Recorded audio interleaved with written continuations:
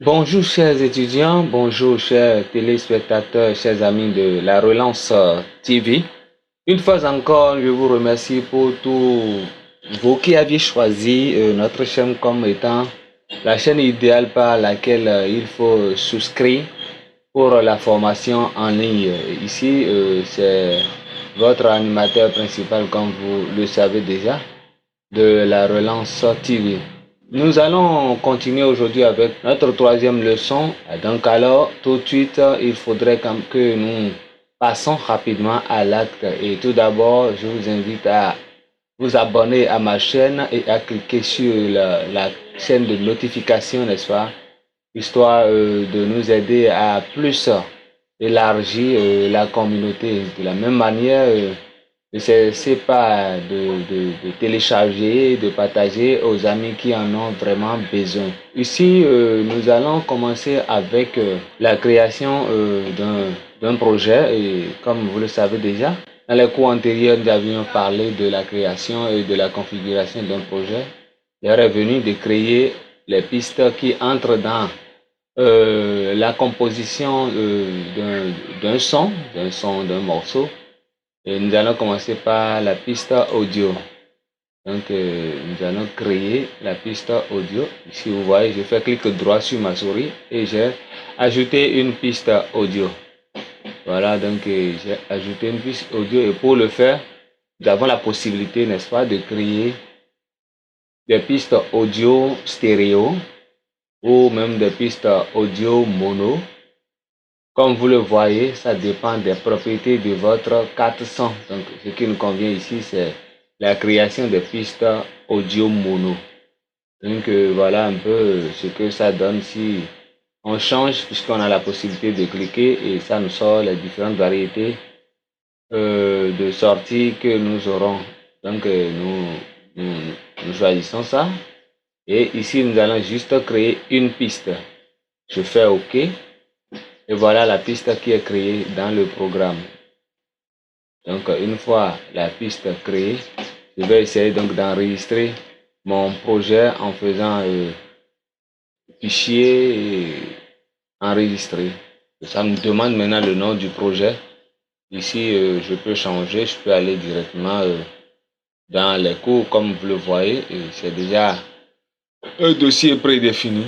Donc, j'ouvre et là, je crois que je peux donner le nom que je veux, où je veux. Vous voyez, ici maintenant, on n'a pas besoin de tout ça. Comme il y a déjà le cours ici, je mets seulement leçon. Je mets leçon. Excusez-moi. Leçon. Leçon 3. Création, n'est-ce pas?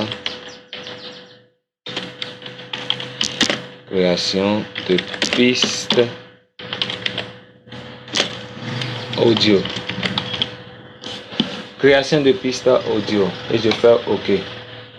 Là, je vois en même temps que le projet a changé de nom en création de pistes audio. Donc voilà notre piste audio créée. Et sur la piste audio, nous avons ce bouton qui permet d'activer l'enregistrement. Et ceci qui nous donne directement le vocal à partir du moniteur. Ce qui sort du moniteur, nous pouvons le couper ici. Nous pouvons aussi l'écouter par là.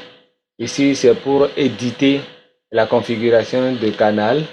Et là, c'est pour basculer la base de temps entre musical et linéaire. Là et là.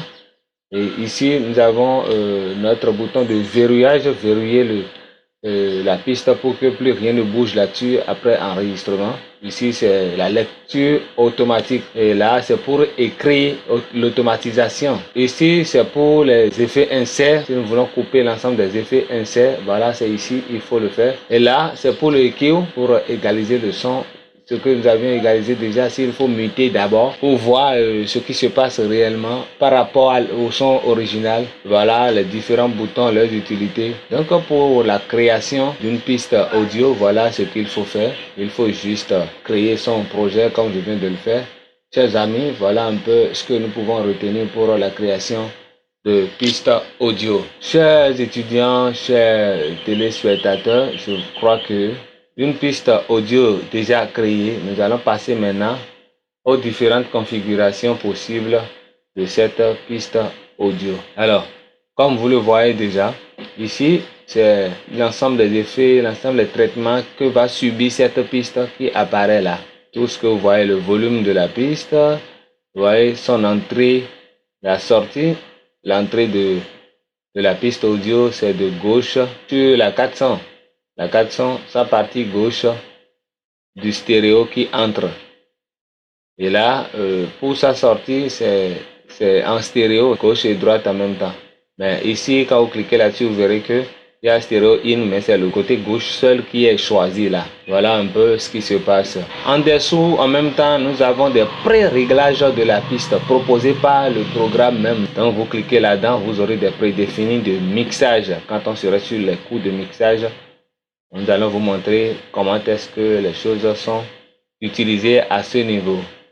En bas, vous verrez en même temps les effets d'insert. Les effets d'insert, vous cliquez là-dessus, vous donne au moins 8 cases possibles pour enregistrer les effets. Donc, une fois que vous cliquez dedans, vous aurez les variétés d'effets dont vous avez besoin. Vous voyez les différents effets dont vous avez besoin, vous les verrez. Et en même temps, vous les placez. Donc, les effets insert, vous pouvez placer. Je suppose maintenant que je suis dans un delay, double delay. Je le place, il sort en même temps le double delay. Vous voyez, celui qui suit, je place en même temps, il y a un EQ, il sort en même temps le EQ, les deux sont là. À moi maintenant de jouer le jeu. Donc voilà un peu le rôle que jouent les effets d'insert. Je passe maintenant à l'égalisateur. L'égalisateur, quand vous ouvrez, vous verrez l'ensemble des fréquences audibles de l'homme. Donc les 4 parties sont réparties ainsi. Nous avons la première partie, les graves. Le grave qui est à 100, et la deuxième partie qui est à 800, la troisième partie qui est à 2000, la quatrième partie qui est à 12 000 Hz. C'est ainsi que les trucs sont répartis, proposés par le programme. Donc c'est à nous de voir maintenant la piste audio, le son qui est enregistré là-dessus. Est-ce un son de percussion? Est-ce un son de voix? Est-ce que c'est un son d'un instrument électronique? Et là, nous jouons maintenant le tour sur les fréquences, la position de chaque instrument, la position de chaque son joué. Donc voilà un peu, et on essaie maintenant de gérer par rapport à ce que nous enregistrons sur la piste audio. Chers amis, voilà un peu ce qui se passe avec l'égaliseur. Les effets synth sont des effets qui sont ajoutés à la sortie de la piste. Les effets qui sont ajoutés à la sortie de la piste. Donc, ces effets, comme nous l'avions vu de l'autre côté aussi, nous avons 1, 2, 3, 4, 5, 6, 7 et 8 aussi. Nous avons 8 loges qui pourront accueillir de différents effets synth, des effets qui vont directement sur la sortie de la piste. Les effets qui vont directement sur la sortie de la piste. Nous avons la possibilité d'en ajouter 8. Ce sont eux qu'on appelle les effets synth. Mais les effets insert et autres, ils descendent directement sur l'entrée de la piste. C'est sur l'entrée de la piste même.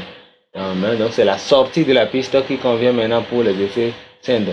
Voilà un peu ce que nous pouvons retenir aujourd'hui de ce cours de création de pistes audio. Merci de vous avoir intéressé à notre cours et de vous avoir abonné. Nous vous disons bonne suite du programme de la technique de son. Je vous rappelle que vous avez la possibilité de suivre les cours en ligne. Il suffit de nous contacter à notre adresse. Et par vos commentaires, on pourra vous répondre sur beaucoup d'autres choses dont vous aurez besoin. Merci beaucoup. Ciao, ciao.